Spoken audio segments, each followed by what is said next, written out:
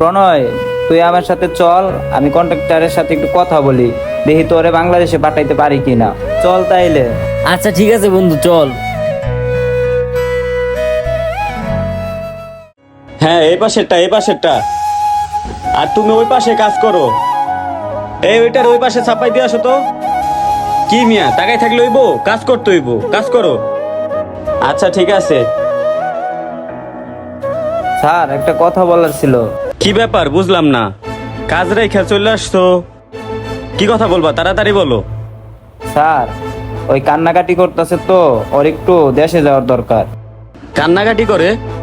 কান্নাকাটি করবো কেন? ওই কি বাচ্চা নাকি যে কান্নাকাটি করবো? আর দেশে যাওয়ার কি আছে? দেশে গেলেই তো কতটি টাকা লাগবো।